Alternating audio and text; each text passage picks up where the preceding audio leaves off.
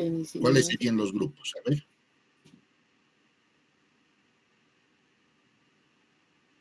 ¿Nadie? Penicilinas, doctor. Ya, penicilinas. Cefalosporinas. Ya, cefalosporinas. Carbapenems. Carbapenemes y... Monobactámicos. Muy bien, monobactámicos. Hoy solamente vamos a ver penicilinas y cefalosporinas. ¿De acuerdo? Estos en conjunto, ¿por qué los llamamos betalactámicos? Los llamamos así porque tienen una estructura química similar. Las penicilinas, que son un grupo de medicamentos, como ustedes ya saben, descubiertos en 1928 por Alexander Fleming, derivan de un hongo del género Penicillinum notatum y Penicillinum chrysogenum. Estructuralmente comparten esta estructura principal. Esta que es el anillo betalactámico, miren, esta estructura, y este otro que es el anillo tiazolidina. En sí, todos los betalactámicos tienen esta estructura que es el anillo betalactámico. Ahora, aquí ven una R que es el radical, ¿no? Todo esto es el radical amidasa. Sin embargo, aquí presento un radical el cual encajan todas estas otras estructuras y le dan la diferencia a todas las penicilinas. Entonces, esta estructura que en conjunto se denomina el ácido 6-aminopenicilánico. Este ácido 6-aminopenicilánico es una macromolécula, por eso, como es una molécula grande, tiende a despertar al sistema inmunológico y por eso es que estos fármacos son los que más frecuentemente nos producen reacciones de tipo alérgicas. Pero antes de entrar a lo que es los fármacos en sí, veamos el mecanismo de acción. Aquí tenemos un esquema de una bacteria gram positiva y aquí una gram negativa. La gram positiva, al igual que la gram negativa, tiene una membrana plasmática, muy similares, son casi prácticamente idénticas, y en lo que difieren es en que la gram positiva tiene una gruesa capa de peptidoglucano con presencia de ácidos teicoicos lipoteicoicos, ¿no?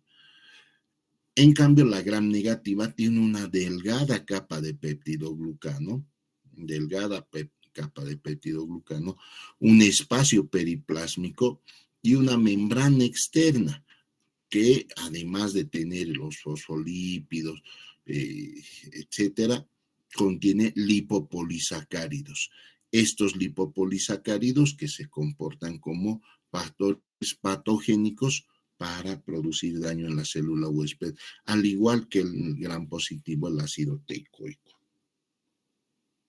Bien, en esta estructura, en ambos, vamos a decir que lo que hacen las penicilinas en conjunto es inhibir la síntesis del peptidoglucano.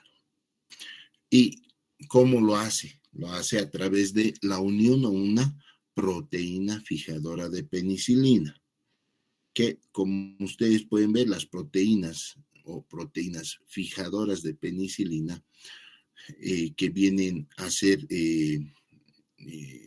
las que promueven. Hola, hola.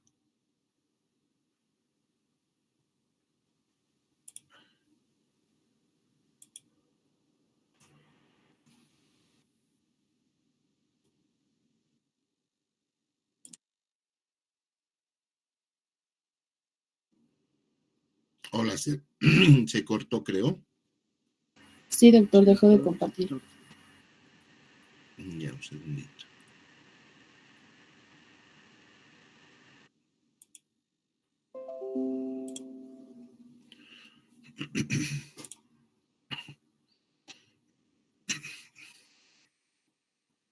Bien, entonces lo que hacen estas en mecanismo de acción, inhibir la síntesis del peptidoglucano. ¿Cómo lo hacen? Esa estructura que hemos visto común de todas las penicilinas, que es el anillo beta-lactámico, es la estructura que se une a estas proteínas fijadoras de penicilina. ¿Qué hace esta proteína fijadora de penicilina? Recordemos que el peptidoglucano está constituido por dos anillos, esencialmente, ¿no? N-acetilmurámico y N-acetilglucosamina. Aquí vemos cómo se va intercalando la N-acetilglucosamina con N-acetilmurámico y una cadena polipeptídica. El entrecruzamiento de esta cadena polipeptídica o la unión entre estas estructuras o estos aminoácidos, principalmente a nivel de lo que es la D-alanina y la L-glicina, que son uniones covalentes fuertes, le dan la característica de que esta pared sea muy resistente y que pueda soportar la presión intrabacteriana, además de la gruesa capa en las gram positivas, pero también en las gram negativas. Esta unión es promovida por justamente una de los tres tipos de proteínas fijadoras de penicilinas, que es la transpeptidasa. Entonces, lo que hace esta transpeptidasa es como un elemento de unión para que la L-lisina y la D-alanina promuevan un enlace covalente y así se entreteja la capa de peptidoglucano. Ahora, lo que hacen al unirse a esta proteína fijadora de penicilina es inhibir la transpeptidación, es decir,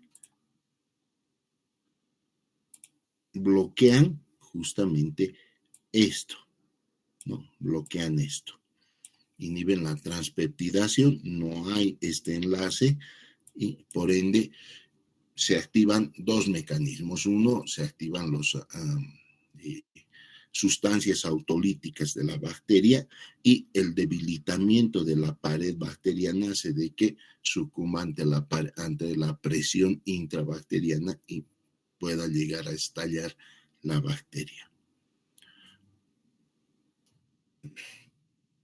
Vamos a clasificar las penicilinas en penicilinas naturales y semisintéticas. En las naturales estarán las penicilina G y penicilina V. Dentro de las penicilina G está la G sódica, también hay la potásica, que no, ya está en desuso, la G procáinica y la G benzatínica o benzatina solamente. La sódica, que es una penicilina, si quieren, de acción rápida. Su acción dura, o de acción corta, rápida y corta, dura aproximadamente 4 a 6 horas. La procáinica, que no es nada más que la unión de la penicilina G más la procaína, que es un anestésico local, pero no con el fin de que no duela, sino con el fin de que su acción dure más tiempo. Por eso es que esta penicilina G procáinica dura aproximadamente entre 8 a 12 horas su acción. Y la benzatina, que es la unión de la penicilina G más la benzatina, se convierte en una penicilina de depósito, que su acción dura un mes casi, ¿no? Unos 28 días, se dice que hasta 28 días hay penicilina benzatínica en el torrente sanguíneo. Y la penicilina B, que es la fenoximetilpenicilina, también llamada ácido resistente. ¿Y por qué? Porque estas penicilinas G son insolubles, no se absorben a nivel del tracto gastrointestinal. Es muy poco lo que se absorbe, ya que el ácido clorhídrico o los ácidos del estómago los degradan fácilmente. En cambio, la oximetilpenicilina o penicilina B es resistente al ácido clorhídrico y por eso se puede administrar por vía oral. Sin embargo, estas no, ya no hay, no sé por qué las han ido retirando del mercado. Después tenemos las semisintéticas, y entre estas estarán las que son resistentes a penicilinasa o a beta-lactamasa resistentes. Aquí estará la meticilina, naficilina, pero dentro de estas penicilinasas resistentes estarán también las isoxazolilpenicilinas, la oxacilina, cloxacilina, dicloxacilina y flucloxacilina. Un segundito, por favor, chicos, un segundito.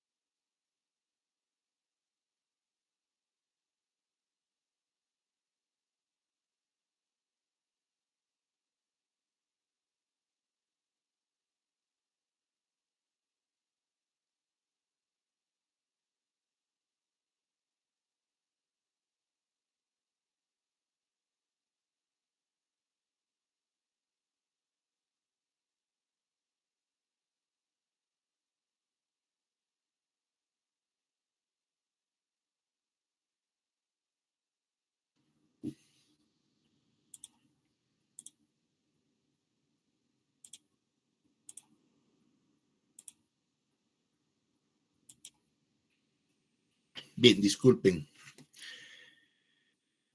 Entonces, dentro de estas, ya un poquito hemos comentado en la anterior práctica, ¿recuerdan?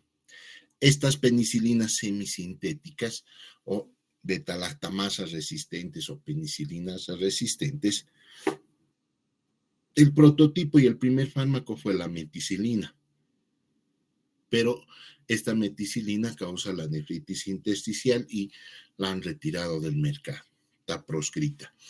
Por tanto, solo nos queda estas otras que son las isoxazolilpenicilinas, como la oxacilina, cloxacilina y dicloxacilina, ¿no? Estas tres, oxa, cloxa, dicloxa, son las que en la actualidad encontramos en cualquier farmacia. Después tenemos las penicilinas de espectro intermedio o como en algún texto se indica de ampliado espectro. No son de amplio espectro, pero son de ampliado espectro, ya vamos a ver por qué, ¿no? Que son las aminopenicilinas. Entre estas estará la ampicilina, la amoxicilina. En su texto solamente están estas dos, pero también se debe mencionar la vacampicilina, la ciclampicilina, la etampicilina, talampicilina, etcétera, pero que ya no hay en el mercado. Y las únicas dos que podemos encontrar como fármacos es la ampicilina y la amoxicilina. También de espectro intermedio, las carboxipenicilinas como la carbenicilina y la ticarcilina, o carboxipenicilinas. Ureidopenicilinas como la piperacilina, la meslocilina, aslocilina, y otra que es considerada antiseudomónica solamente, que es la temocilina. En el espectro antibacteriano, aquí ya espectro de acción, estamos hablando sobre qué gérmenes actúan. En el espectro de las penicilinas G, principalmente, más que sódica solamente, la procáinica y benzatínica también, actúan sobre cocos gram positivos. Entre estos estarán los estreptococos. prácticamente a todos los estreptococos, ¿no? Es el estreptococo beta hemolítico del grupo A, como es el o también llamado estreptococo piógenes, al estreptococo pneumoniae, al estreptococo viridans, al sanguis, mutans, salivarius, etcétera, todos los estreptococos, ¿no? Entonces, estos, claro, algunos, la penicilina G sódica, por ejemplo, tiene muy buena acción sobre el estreptococo pneumoniae, es de elección para una neumonía comunitaria. ¿Actuarán sobre estafilococos? Muy poco. Lo que ya hemos visto es que el estafilococo actúa, tiene bastante ya resistencia a lo que viene a ser las penicilinas G sobre todo, pero todavía las mencionamos, ¿no? La Staphylococcus aureus con muy poca posibilidad de que sea sensible, el Staphylococcus epidermidis, el Saprophyticus, que son un poco más sensibles a la acción de la penicilina G sódica. También cabe mencionar entre los cocos gram positivos a los enterococos, que todavía son sensibles, bastante sensibles a la penicilina G, como es el Enterococo facium y el Enterococcus fecalis. Cocos gram negativos, el Neisseria, aquí estará Neisseria meningitidis y Neisseria gonorrea, ¿no? O también conocidos como el meningococo y el gonococo. Bacilos gram positivos, géneros Bacillus, ¿no? El género Bacillus anthracis, por ejemplo. También el género Corynebacterium, el Corynebacterium diphtheriae o bacilo diftérico. Y género Clostridium, tanto el Clostridium tetani como el Clostridium perfringens, el Botulinum, exceptuando que el Clostridium difficile, que no actúan sobre el Clostridium difficile. También sobre Listeria monocitógenes. Actúan también sobre espiroquetas, esencialmente el Treponema pallidum, excelente contra el Treponema pallidum, y contra actinomyces, como el Actinomyces israelí. Entonces, este es un espectro de las penicilinas naturales, vamos a decir. Cabe recalcar, miren, que este es un espectro bastante reducido, porque si hablamos de todos los géneros gram positivos y los múltiples gram negativos, es pues poco sobre el cual están actuando estos fármacos. Ya las penicilinas resistentes o beta-lactamasa resistentes vienen a ser un grupo de fármacos, la oxacilina, cloxacilina, dicloxacilina y obviamente el que está, es el prototipo que es la meticilina, actúan esencialmente sobre el estafilococo aureus, ¿no? Estafilococo penicilino G resistente, penicilino G resistente. Entonces, ahora, ¿estos pueden actuar sobre estreptococos? Sí, actúan, pero son menos eficaces que las penicilina G sobre el estreptococo. Por tanto, nos guardamos y solamente los utilizamos en caso de que sospechamos de una infección por Staphylococcus aureus. Las de espectro ampliado mantienen este espectro, es decir, estrepto, estafilo, meningococo, gonococo, mantienen este espectro, pero se amplía a algunos gram negativos. Entre estos gram negativos, algunos entéricos, como el Escherichia coli o el colibacilo, también llamado, el Enterobacter, Proteus, Klebsiella, Shigella y Salmonella, que estas generalmente son las que traen frecuentemente enfermedades.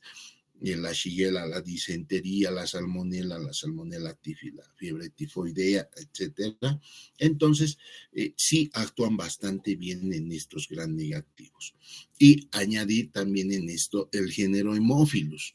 El Haemophilus influenza, que es uno de los que generalmente causa generalmente causa infecciones respiratorias, y también sobre el Haemophilus ducreyi, que es el causante de infección de transmisión sexual. A esto debemos añadir nomás también el género Moraxelas, ¿no? Moraxella catarrhalis, por ejemplo, que también es otro coco gram negativo sobre el cual actúan estas de espectro ampliado, sobre todo las aminopenicilinas, la amoxicilina y la ampicilina.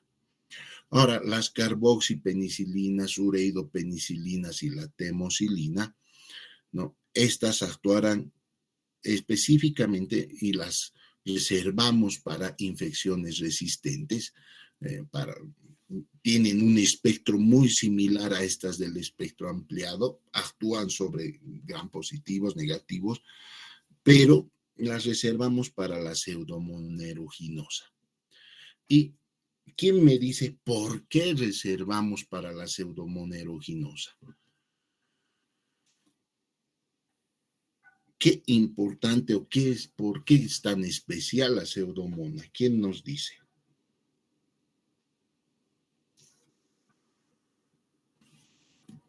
Doctor, Dime. ¿puede ser porque es una bacteria intrahospitalaria? Porque frecuentemente es el causante de infecciones intrahospitalarias, ¿no? Aquellos pacientes que se han internado por un apéndice, se han internado por una cirugía de vesícula o están por una descompensación de diabetes, etcétera, y cuando se los está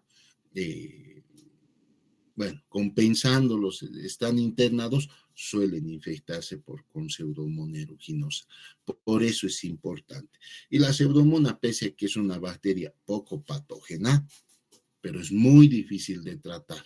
En cambio, el estreptococo, el estafilococo, la Escherichia coli son bastante patógenas, aunque la Escherichia coli, la mayor parte de sus cepas no son patógenas, pero aquellas que son patógenas son fáciles de tratar, ¿no? Los que se adquieren esencialmente en la comunidad. Bien, farmacocinéticamente hablando, las penicilinas G se los administra por vía parenteral, ¿no? La penicilina G sódica, la potásica, se administra por vía endovenosa, muy doloroso si quiere administrarse por vía intramuscular. La procaínica y la benzatínica solamente por vía intramuscular. Se unen a proteínas en un 60%, semivida de 30 minutos y eliminación renal de 75%.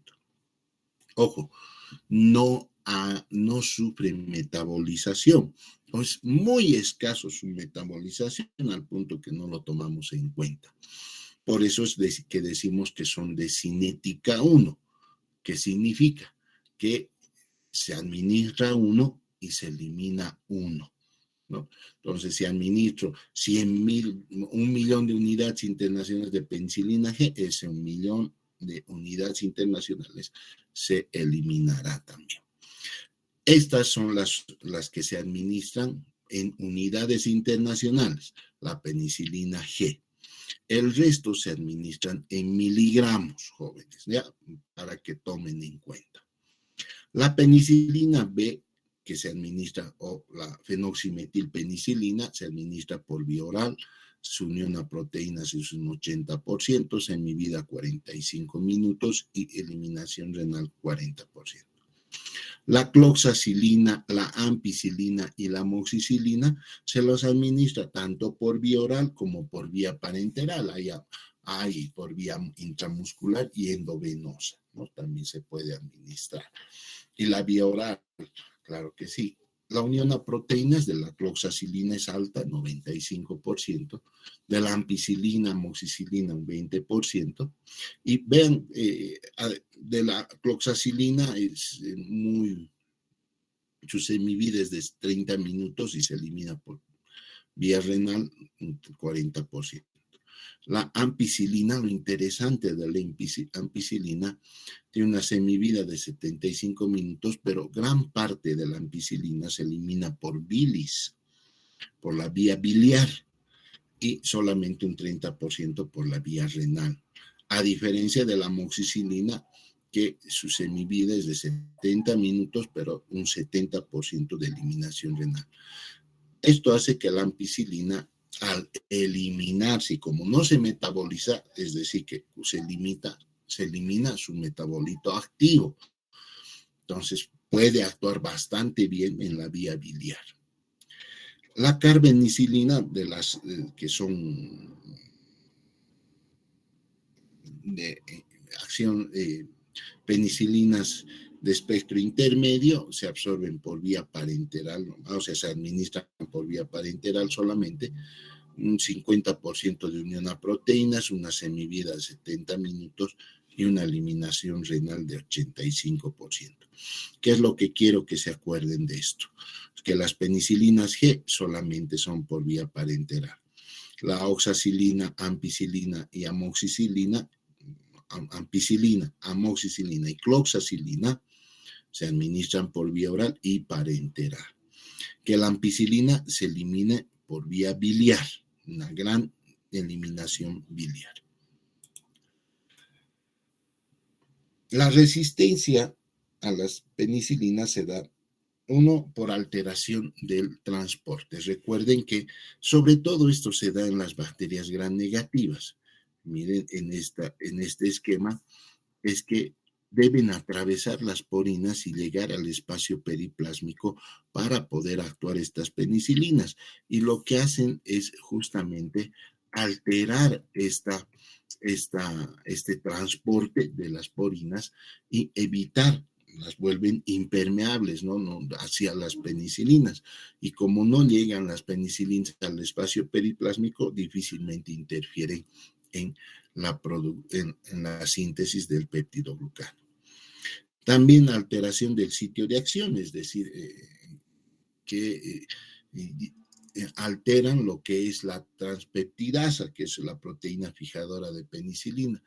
Provocan una mutación, un cambio conformacional de su estructura, la cual no permite la unión del anillo beta-lactámico con esta proteína fijadora de penicilina. Lo que sí, pero lo más importante y tal vez lo que más frecuentemente se observa es la producción o la resistencia enzimática. Esta resistencia enzimática está dada a través de la enzima beta-lactamasa, ¿ya? Enzima beta-lactamasa. Tenemos diferentes tipos de enzimas beta-lactamasa, algunas que son beta-lactamasas de espectro extendido, sobre todo por bacterias gram negativas, algunas como la Staphylococcus aureus, que producen estas beta-lactamasas de espectro extendido, que pueden ser de clase A, la TEN, la SHB o la CTXM14, CTXM15, que son beta-lactamasas que afectan principalmente a todas las penicilinas, a muchas penicilinas, a algunas cefalosporinas, y exceptuando a los carbapenemes. Claro, y los carbapenemes tienen también sus enzimas, las carbapenemasas de clase B y D, que actúan y son las que hidrolizan el anillo beta-lactámico de los carbapenemes. También hay beta-lactamasas resistentes a inhibidores de beta-lactamasa, que son de clase A. Estas, recuerden, y bueno, les había comentado que se han creado un fármaco que son los inhibidores de beta-lactamasa, es decir, sustancias que inhiben esta enzima, permitiendo que la penicilina actúe tranquilamente, se una e inhiba la síntesis de la pared bacteriana. Pero estas beta-lactamasas resistentes a IBL se han ido produciendo, aunque no son muy difundidas, pero también que estos inhibidores de beta-lactamasa actúan solamente sobre 3 tipos de beta-lactamasas, ¿no? Y aproximadamente se han identificado unos 20 tipos de beta-lactamasa. Y finalmente las cefalosporinasas de clase C, que están enfocadas principalmente a las cefalosporinas de primera, segunda, pero sobre todo a las de tercera generación. Reacciones adversas. Una de las principales reacciones adversas obviamente son las alergias, ¿no? Las alergias de tipo 1, tipo 2, tipo 3, tipo 4.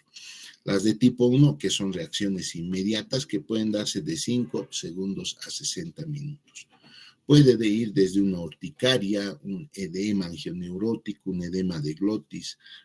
Si el paciente tiene el antecedente de asma, tendrá un acceso asmático, hasta un shock anafiláctico, ¿no? Que este sería el peor resultado, tal vez la peor reacción, que es un shock anafiláctico, un edema de glotis donde se obstruye la vía aérea.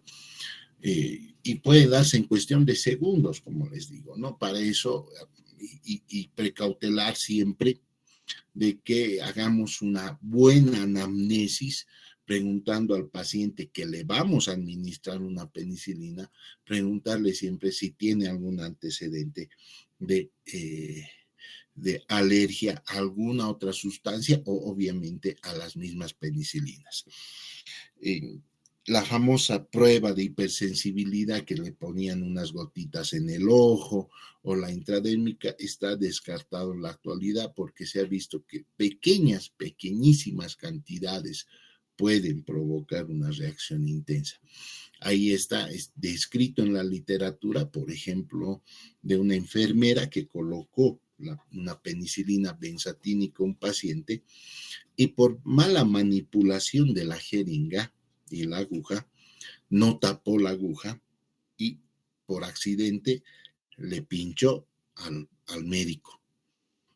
Y el médico murió de un shock anafiláctico casi de inmediato.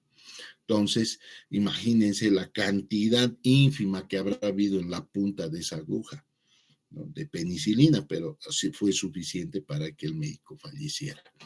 Entonces, hay que tener mucho cuidado en ese aspecto y indagar siempre sobre antecedentes alérgicos. Otro de los errores que se comete es que si nunca has recibido una penicilina, no eres pues alérgico. No tienen por qué hacerte la famosa prueba. Pero si has recibido, es posible que puedas ser alérgico. Mientras más veces recibas, más posibilidades hay de que hayan despertado tus defensas. Alergias tardías, no tan intensas, ¿no? Que pueden presentarse de 5 a 14 días. Erupciones cutáneas diversas, las poliadenopatías, poliarteritis, dermatitis exfoliativa, púrpura, leucopenia, neutropenia y dermatitis de contacto. Reacciones no alérgicas, trastornos digestivos, la superinfestación o disbacteriosis. ¿Qué hemos dicho que es la disbacteriosis, jóvenes? Doctor, es la alteración de la microbiota normal. Muy bien. Alteración de eliminación de la flora microbiana normal o microbiota normal. Son antibióticos. ¿Por qué solo van a atacar a los gérmenes patógenos? Atacan a todos, no reconocen más, joven. Entonces suelen tener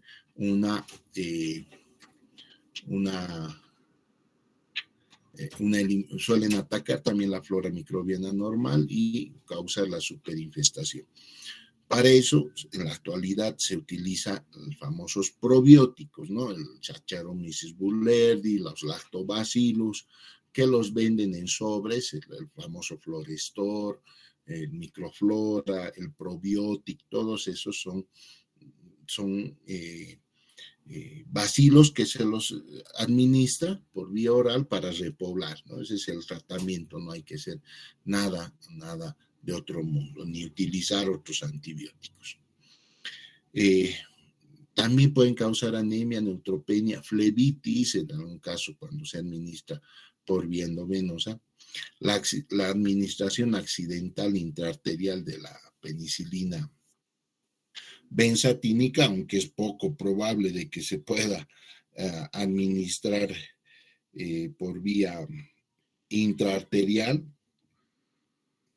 bueno, pero si es que se pudiera, se diera el caso de que se administre por vía intraarterial, puede provocar lo que es el síndrome de Nicolau. ¿En qué consiste el síndrome de Nicolau?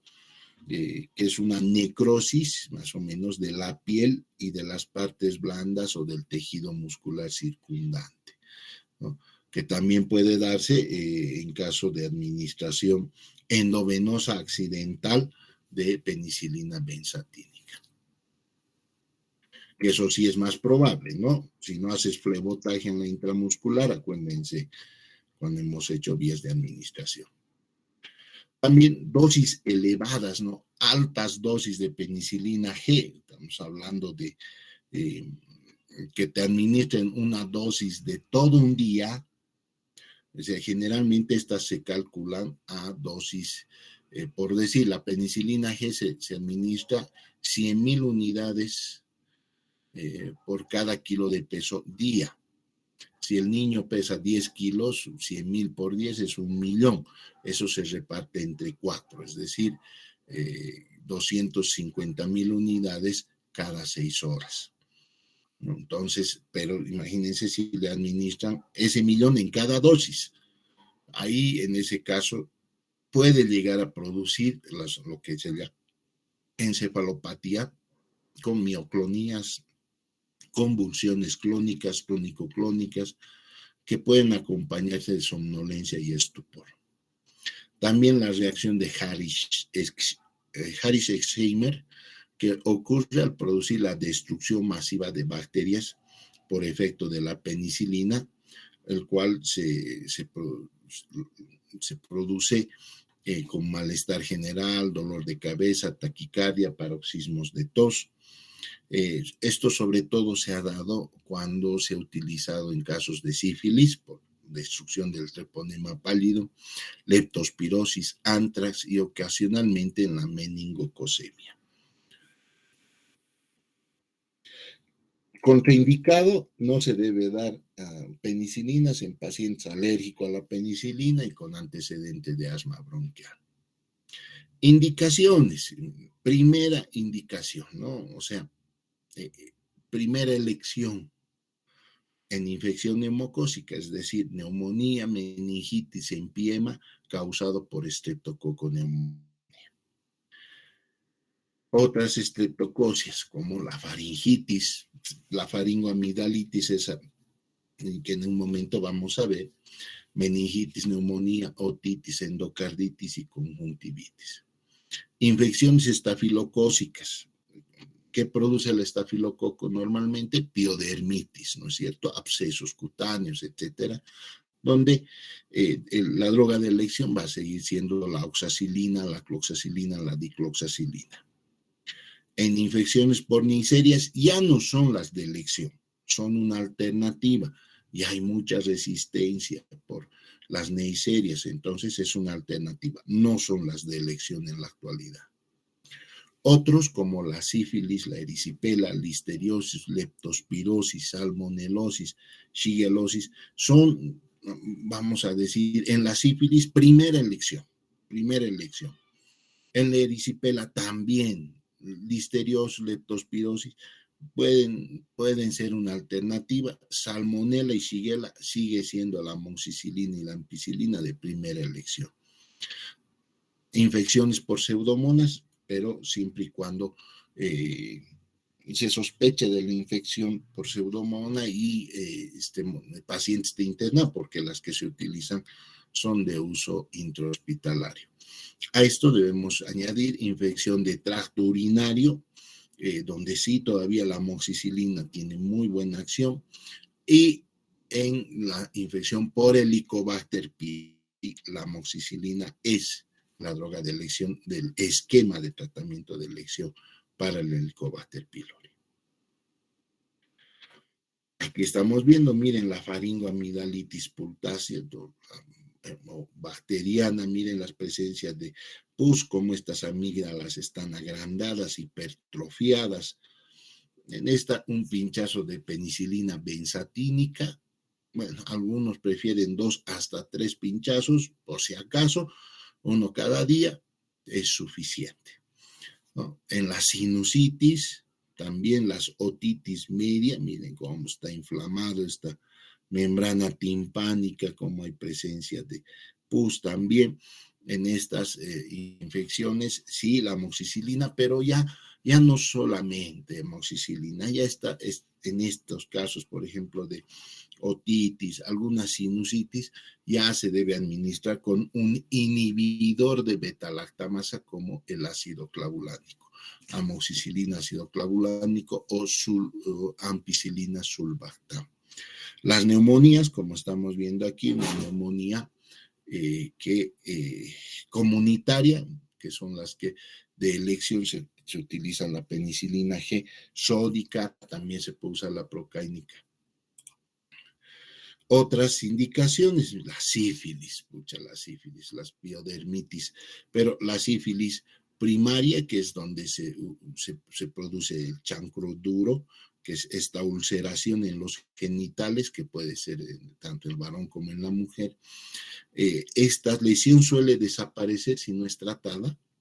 Después de un tiempo, 6 meses aproximadamente, 3 a 6 meses, aparece la sífilis secundaria, que son erupciones en la piel, miren, chancros, lesiones ulcerativas en la piel, pero generalmente esta secundaria también desaparece hasta que se produce la terciaria, pero esta terciaria ya llega al sistema nervioso causando la neurosífilis, ¿no? Y esta neurosífilis es nomás mortal porque ya no hay, cuando hay lesión del sistema nervioso ya no hay vuelta atrás. Estos casos son lo que es la erisipela, por ejemplo, ¿no? Estos de los niños. Erisipela, no es sífilis, es erisipela. La dosificación, miren, penicilina G, sódica, procáinica y benzatínica en unidades internacionales, ¿ya? Más o menos, a ver, van a averiguar cuántas unidades internacionales hacen 1 miligramo o cuántos miligramos hacen una unidad internacional. Interacciones, un segundito, jóvenes, un segundito, por favor. Ya estamos acabando.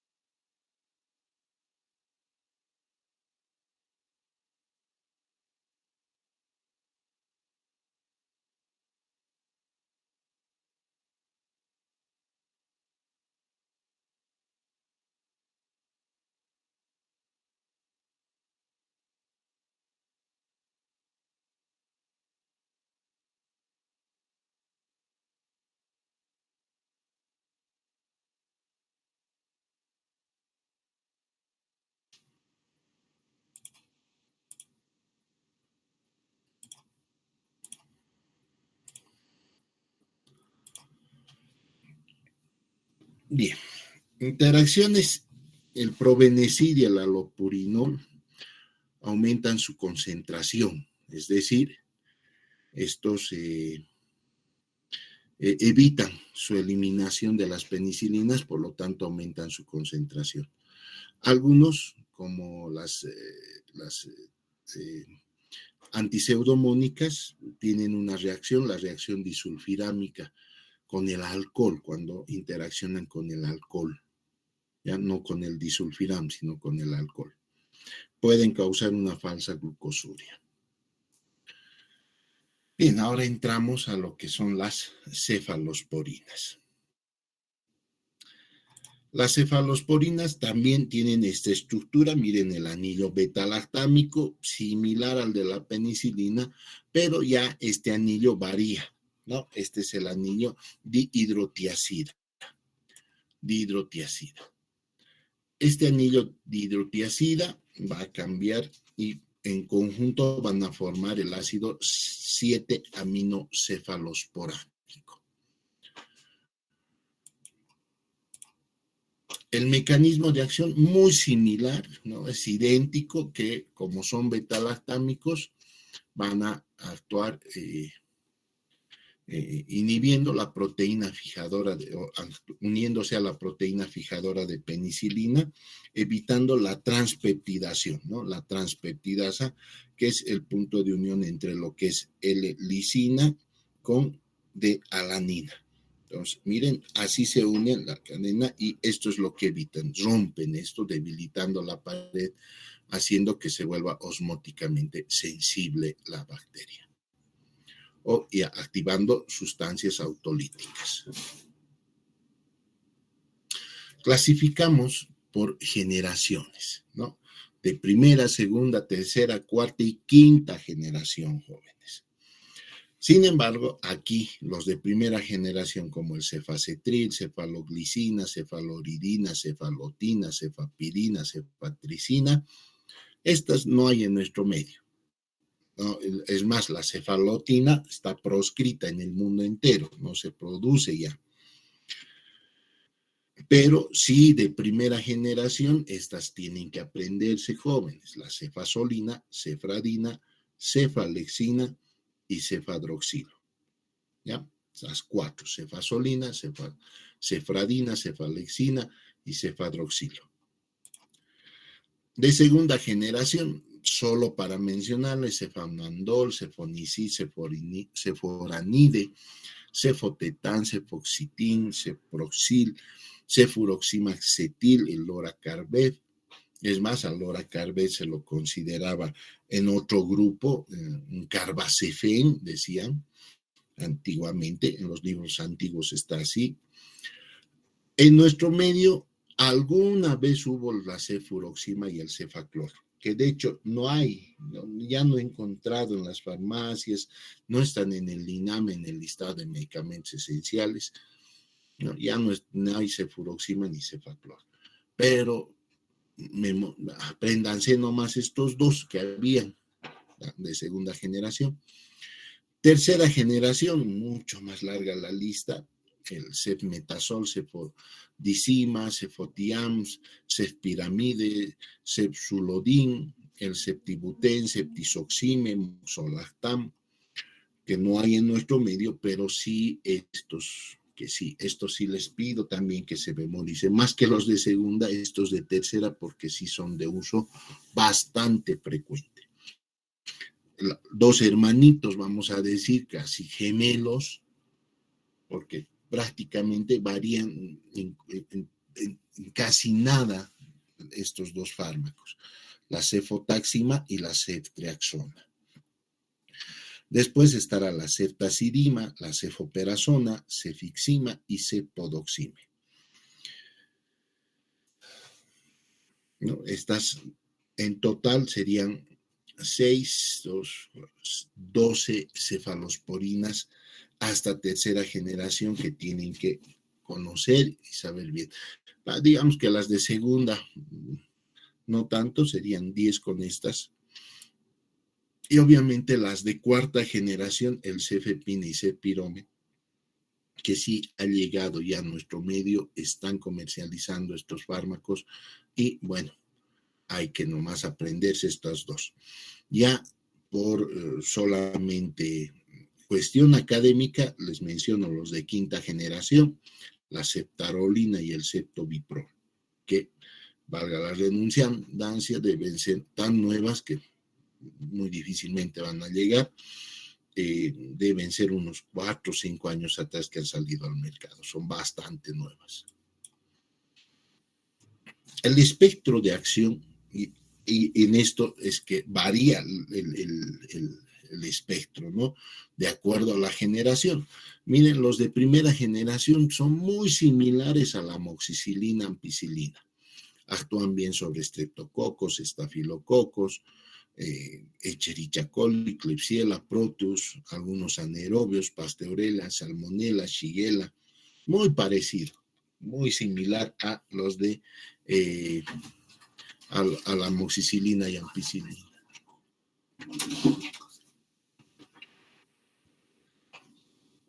Un segundito, chicos. Perdón.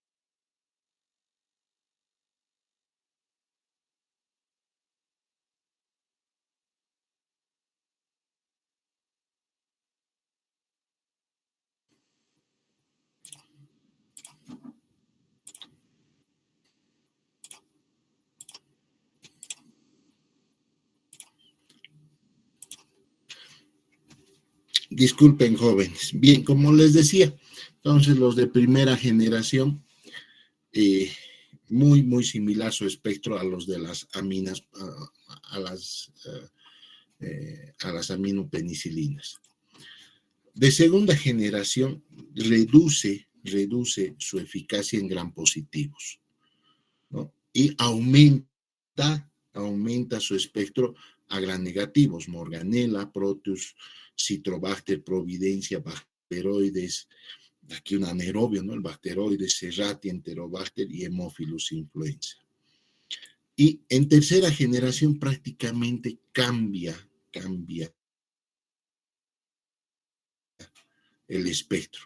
Actúa principalmente en gram negativos, todos los que ya hemos visto, Escherichia coli, Proteus, Klebsiella, Serratia, Campylobacter, Enterobacter, Shigella, Salmonella, Haemophilus, Moraxella, Neisseria, todos los gram negativos actúa, y también sobre Pseudomonas aeruginosa, ¿no? Tercera generación, también en Pseudomonas aeruginosa.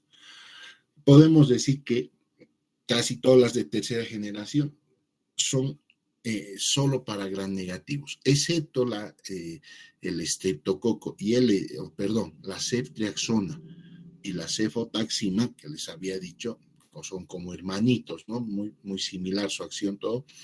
La ceftriaxona y la cefotaxima, que actúan sobre streptococo y estafilococo. El resto de tercera generación no actúa sobre estos dos gérmenes.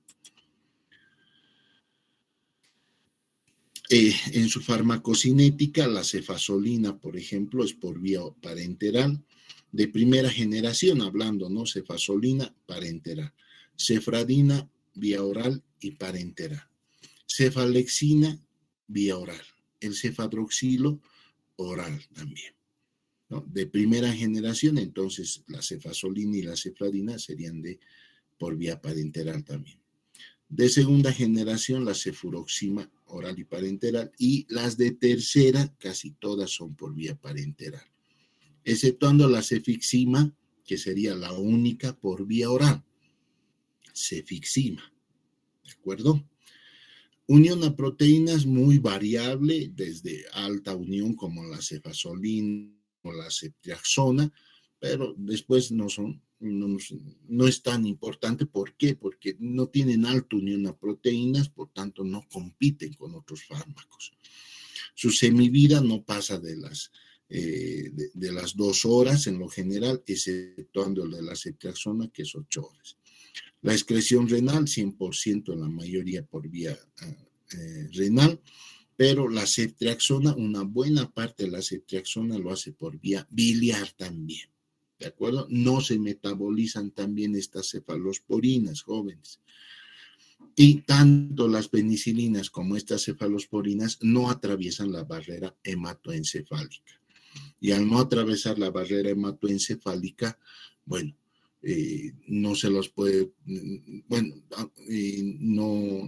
aparentemente no podríamos utilizarla en casos de meningitis, pero cuando hay meningitis, hay inflamación, sí atraviesan esta barrera. Por tanto, sí se las puede utilizar nomás.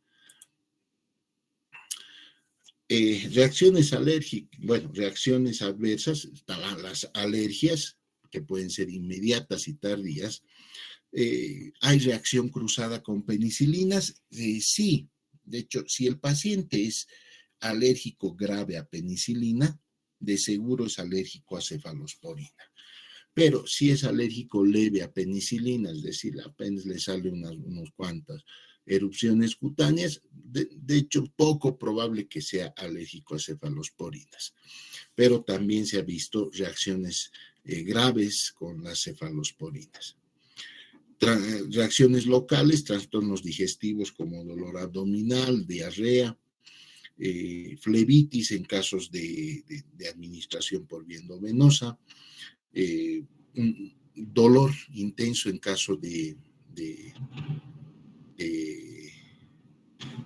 administración intramuscular, sobre todo el de la cefotaxima. Ahí es una diferencia, la cefotaxima es muy dolorosa por vía intramuscular y la ceftriaxona no, no es tan dolorosa. Duele, pero no tanto como la cefotaxima. También reacción disulfirámica con el alcohol, el cefamandol y la cefoperazona. Nefrotoxicidad, que pueden causar necrosis tubular por la cefaloridina y cefalotina, por ahí que no se administra, ya se ha proscrito la cefalotina, ¿no? Solo para mencionarles, esto no se les va a preguntar porque de hecho no son fármacos que se utilicen. Alteraciones de la coagulación, sobre todo con cefoperazona y cefamandol, por déficit de vitamina K, ya que eliminan flora microbiana normal, y saben que la flora microbiana nos ayuda a sintetizar esta vitamina K. Alteraciones hematológicas, leucopenia, neutropenia, trombocitopenia y la superinfestación, o también conocida como disbacteriosis. Indicaciones no son de primera elección, son una alternativa en casos de infecciones por gram positivos, infecciones por estafilococos de piel y tejidos blandos, sobre todo los de primera generación, una alternativa a las penicilinas. A veces suelen ser resistentes a penicilinas, pero no a las cefalosporinas de primera generación. La cefazolina, sí, como un fármaco de elección en la profilaxis antibiótico quirúrgica, sobre todo en la parte de traumatología. De segunda generación, una alternativa para el Streptococcus pneumoniae, para la Haemophilus influenza y para algunos anaerobios. Y de tercera generación, infecciones graves. Sí, infecciones graves por Klebsiella, Proteus, Serratia, Enterobacter, es decir, infecciones graves por gram negativos, son de elección. En Haemophilus influenza, Streptococcus pneumoniae, sobre todo cefotaxima y ceftriaxona, en la Neisseria meningitidis, en el Enterobacter. De elección en caso de gonorrea, la ceftazidima más aminoglucósidos, meningitis por pseudomonas, es un esquema de tratamiento.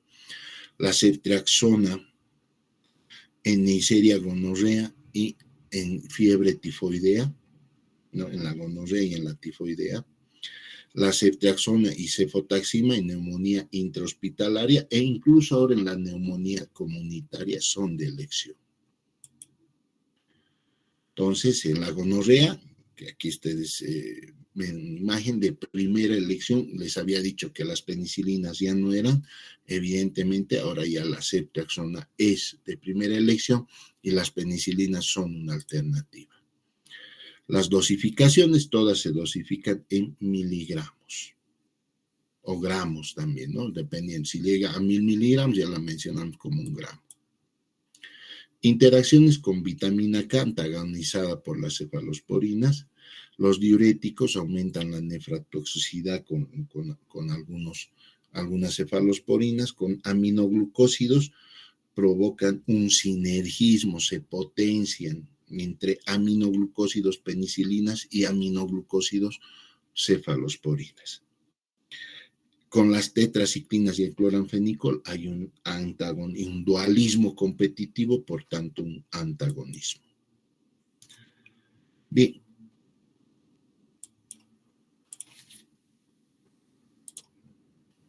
¿Alguna pregunta?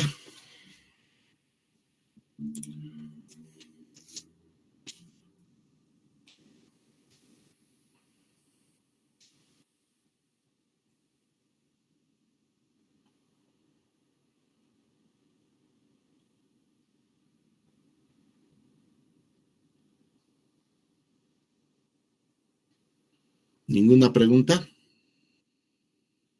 Bien, espero que todo esté claro, que se haya entendido. Bien, ¿cómo hacemos lo de la evaluación? Doctor, bueno, ya consulté con mis compañeros y dijeron que está bien.